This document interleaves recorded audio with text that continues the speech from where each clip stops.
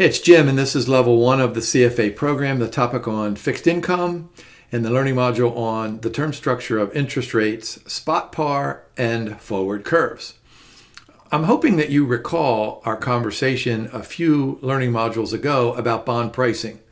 What we did is we computed the price of a bond as the present value of the coupon payments plus the present value of the par value payment.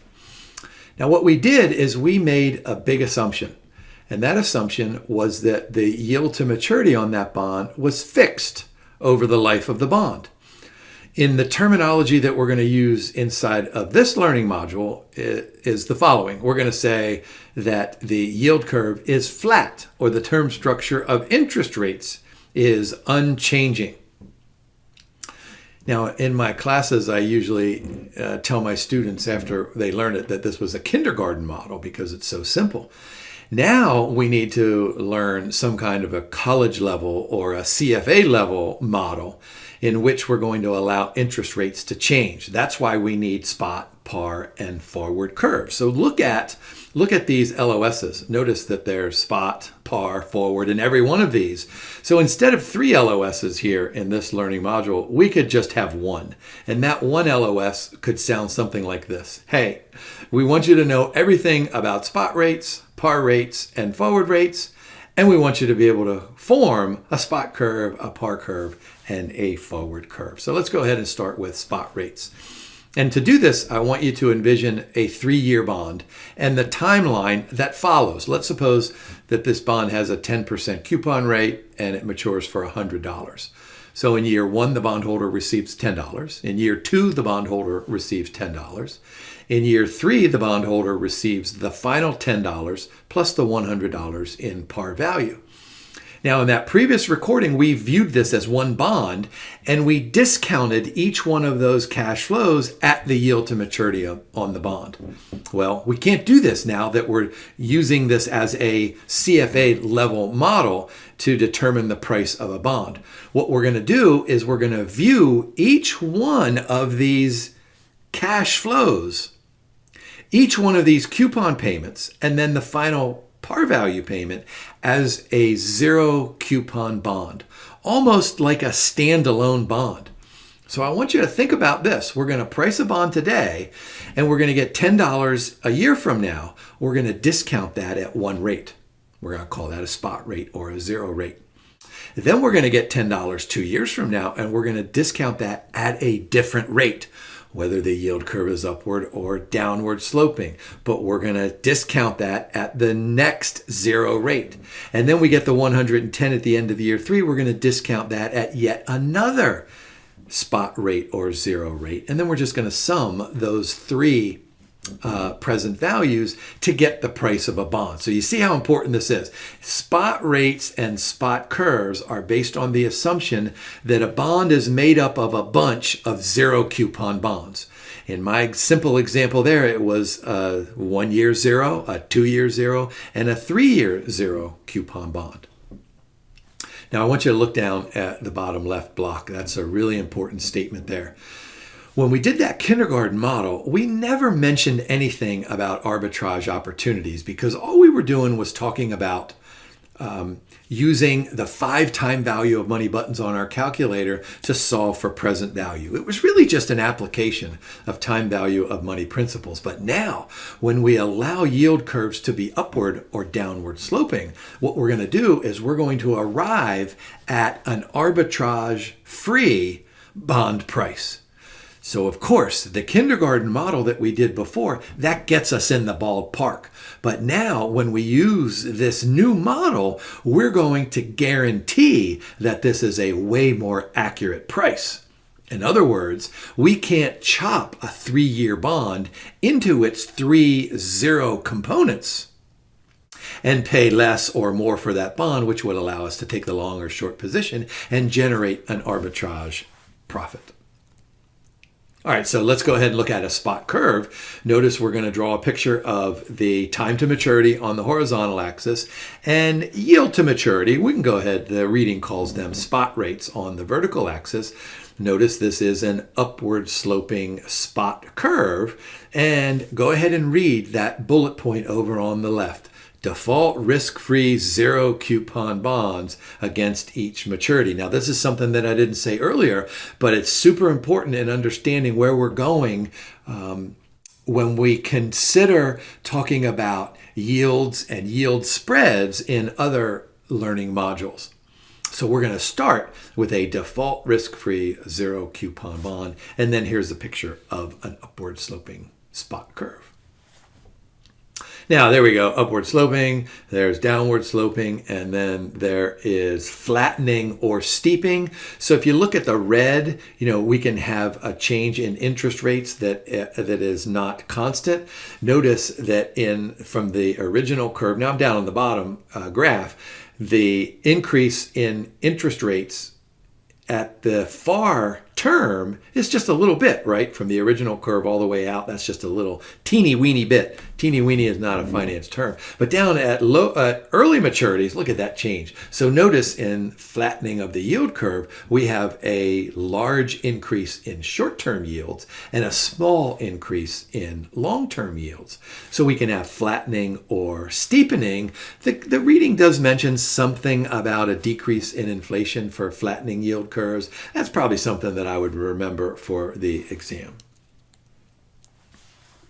Now here is this equation that I was trying to get you to visualize earlier. I didn't put it up earlier because I knew we were going to get to this, but here we're going to achieve a no arbitrage price. So all we're doing is the present value is our payments in the numerator, and then our 1 plus the interest rate, and so the reading uses the notation Z for zero rates, but remember zero and spot rates, those mean the same thing. So let's go ahead and do just a super quick example. So here we have a 4-year government bond, so there it is, risk-free, a 1% coupon rate, and here are the spot rates. So 1 year, 1.5, then 1.25, then 1. So this is a downward sloping yield curve.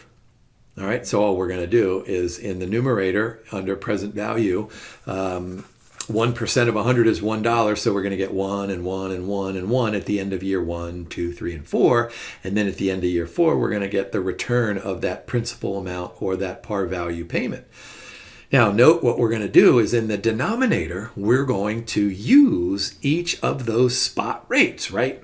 There's the 1.015, 1.0125, et cetera, and we're going to raise that to the 1, 2, 3, and 4th power because we're discounting them back over 1, 2, 3, and 4 years.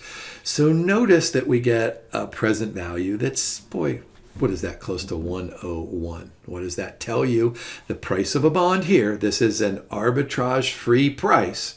What this simply means is that we're willing to pay almost $101 for a 4-year risk-free government bond in which we're faced with these zero rates. Notice that this is way more complex than what we did back in that kindergarten model a few learning modules ago because we're using market rates of interest at each time period, which is probably reflective of, well, how about if I just say different macroeconomic conditions in year 1 and year 2 and year 3 and year 4. In this case, we expect interest rates to fall, so we're willing to pay about $101 for this 4-year government bond. Now, I wish I could tell you that there is a shortcut to computing that 101 over on the bottom right, but unfortunately there is not. So you're going to have to go ahead on the exam is compute all of those things. If the Institute gives you a 78-year government bond and gives you 78 spot rates and asks you to compute the price of that 78-year bond, I'm going to go ahead and tell you to pick B and move on with your life because it will take you a super long time to go ahead and compute those. My point is that the Institute, probably 4 years is the max that it will give. Boy, that would be stretching it in my estimation for the Institute to ask you to do this over 5 years, but it's really not that big of a deal. I think the likely question is a 3-year bond, so you can clearly do that. right, let's move on to our second concept here, par rates. What we're going to do is we're going to say something like, wait a minute. What would be the yield to maturity that forces the bond to sell at its par value, forces the bond to sell at $100. Here, look at the formula over there on the top right there. It says 100 equals. So here's the question. Let me go back here. Whoops, I'm going the wrong way. Let me go back here. So look, suppose that we're forcing that 100.957. Suppose we force that to be 100.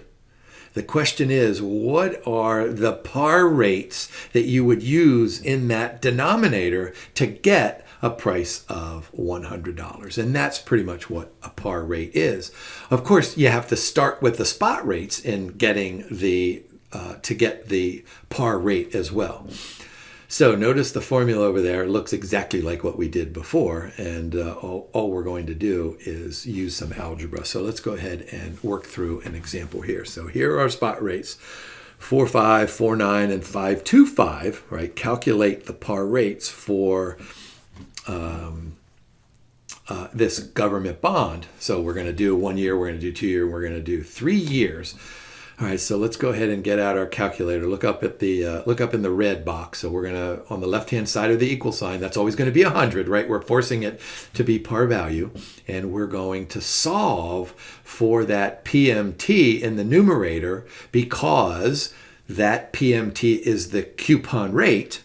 And the only way that the price can sell for its par value of 100 is if the coupon rate and the yield to maturity, in this case, we're calling it the par rate, and the yield to maturity are the same number. So that PMT in the numerator is going to be our variable to be solved. So you need a little bit of algebra. Boy, at the risk of offending you, maybe you guys are all over this and you've already calculated that par rate right now. But just for kicks and giggles, as my cousin says, on the right-hand side of the equal sign, let's separate. Let's do PMT divided by 1.045 plus 100 divided by 1.045. And then you can do the math and do some algebra, go to this side and multiply. Product of the extremes equals the product of the extremes. That's the way I learned it in high school. Maybe you guys call it cross multiplication. But if you do all that, you get 4.5%. Now, the 1 year par rate is always going to be equal to the 1 year spot rate. We didn't have to go through that math, but nevertheless, it's probably a good idea for us to have gone through that math so that we can get the 2 year rate. Oh boy, all right, so what are we doing now? 2 year rate, we're going to say 100 is equal to the payment divided by the 1 year spot rate, right? 1.045. Then we're going to add the payment plus the 100 divided by, well, just go back here, right? There's the 4.9%, 1.049 squared. So on the right-hand side of the plus sign, we need to chop that into 2. So do PMT divided by 1.049 squared plus 100 divided by 1.049 squared. And then do a little bit more algebra and a little bit more adding and subtracting and cross-multiplying. And you'll get, it's about 4.89%. And then if you do the same thing, you get 5.2252% for that 3 year par rate. All right, so this is how you get 1, 2, and 3 year par rates. And look up at the LOS. Yeah, absolutely. The LOS says calculate par rates. But at the end of this learning module, there are 9 questions, and none of them ask you to compute this par rate. But one of them says something like, hey, what's the relationship between the par rate and the spot rate? And what you're going to say is this. All right, I want you to look. 4.5, 4.89, 5.22. Whoops, I went the wrong way. What is that? 4.5, 4.9, 5.25. What do you want to say? The par rates are going to be pretty close, just a little bit less than that spot rate. And that's probably sufficient. So my advice is to just get out a piece of scratch paper and work through the algebra here so that you can do it. If you do it once, then you can do it on the exam. If the Institute asked you to calculate, which of course it can ask any LOS question on the exam, but I think there are better questions, and the Institute probably agrees with me, better questions rather than asking you to compute the par rate. All right, so we did spot, we did par. Let's go ahead and do forward rates. So let me give you the math that I give my students all the time. Suppose you have $100 today and you have a 2-year window and your yield is 10%. So what's going to happen? That 100 grows to 110 at the end of year 1, and it grows to 121 at the end of year 2. Okay? The question then becomes, what happens if you don't want to buy a 2-year security for your 2-year window, but 2 consecutive 1-year securities? So you buy a 1-year security now. Let's suppose that that's 10%, so that at the end of that first year you have 110. Well, what do you expect that rate to be 1 year from today? Well, in order for there to be no arbitrage, then you expect that rate 1 year from today to be 10%, because you're going to turn that 110 into the 121. That means you're indifferent between buying a 2-year security or 2 consecutive 1-year securities. So that rate that is you expect to get at the end of year 1, that's called a forward rate. Some people call it an implied forward rate. That makes perfect sense. Some people call it a forward yield. Now, in my example, which was super simple, by the way, I had 10% and 10% and 10%, so that worked out.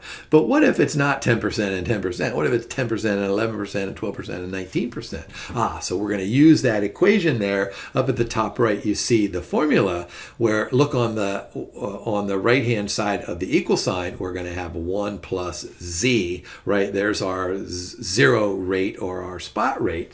And what we're going to do is we're just going to say that has to be equal to some other spot rate out there times the implied forward rate.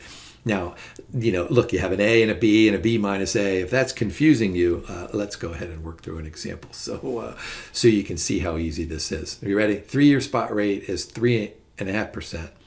The 4-year spot rate is 4%. So the question is, what is the 1-year forward rate expected to be 3 years from today? What do we know? We know that we can buy a 4-year security and get 4%, right? 4, right, over that 4-year period. Or we can buy a 3-year security and get 3.5, 3.5, and 3.5, and then we'll buy a 1-year security to match the 2 time horizons. What is that 1-year forward rate 3 years from today? Well, look at the math down at the bottom. This is so simple. All we're going to do is we're going to compound that 1.035 out 3 times, and then we're going to multiply it by 1 plus that forward rate, and we're only going to have to compound it out 1 time, right? Because that's going to be from year 3 to 4, and that must equal, look, that's an equal sign there, 1.04 raised to the 4th power. So if you do the what are we doing here? Just divide both sides by 1.035 raised to the 3rd power. And then, well, that's raised to the 1, so whatever that is, subtract 1. You get 5.515. Of course. Think about it. If we buy a 4-year bond, we're getting 4% every year. If we buy a 3-year bond, we're only getting 3.5% every year, right? So in that 4th year, we're expecting interest rates to go up. We need to make up for the fact that over those first 3 years, we're losing out, right, by 0.5%. So it's not surprising that the interest rates and that forward rate is expected to rise. Now, what did we do earlier? We calculated the bond price using spot. Now we can calculate the bond price using forward rates. All right, so let's look in the middle there. There's a table. So that forward rate is 1.5, 2.2, and 2.8. All right, so what we did is that we went back and we computed all those from the original 2.5% coupon rate 3-year bond. All right, so there are the 1-year rates. So how do we do this? Well, what we're going to do is we're going to simply go ahead and say, all right, what we know is that forward rate, that first rate, 1.5%, that's the spot rate. So look down on the right-hand side of the equal sign. We're going to take 2.5. And just a reminder, 2.5% of 100 gives me $2.50. Divide that by the 1-year forward rate. But then we need to compound that out every time we go forward. So in the second year, we're getting $2.50. So we're going to discount it at, well, the 1.5% times the 2.2%. Of course, we add 1 to it to do the compounding. And then in year 3, you just multiply all 3 of those together. So you see the sequence in the denominator. So if the institute asks you for calculate the bond price, you get the 100,993. And all we're going to do is say something like, in the denominator, we're going to make the adjustment using forward rates. So seems to me, in my classes, when I teach this, guaranteed question is compute bond price using spot rates and compute bond price using forward rates. So make sure you know both of those. Now, what did I say in that introduction? Know the spot, par, and forward rates. The second part was know the spot, par, and forward curves. Okay, so here we go. We have colors here coordinating, but let's go ahead and just look at the graph here. You ready?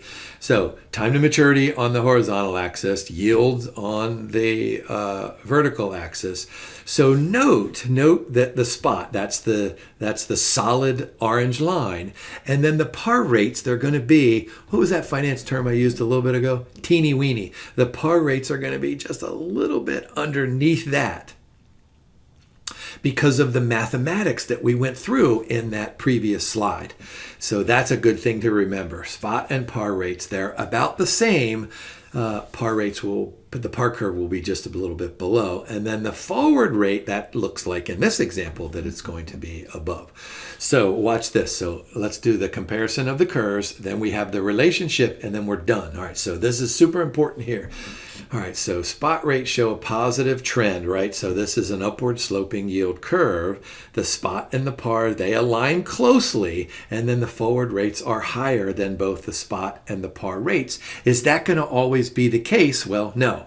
That's going to be the case right on this left-hand column here, the upward sloping spot curve. But let's skip over to the right. The downward sloping spot curve, the par curve is going to be just slightly above it, and the forward curve is going to be below it.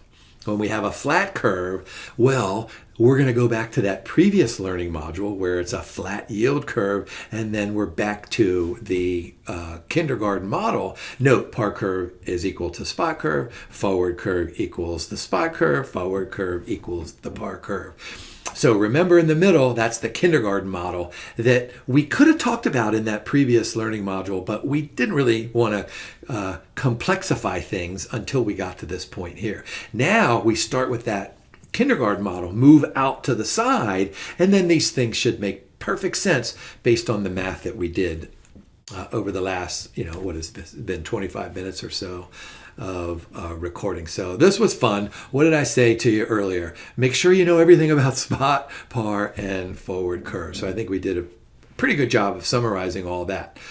I want you to go and spend 9 minutes now on those problems at the end of this learning module.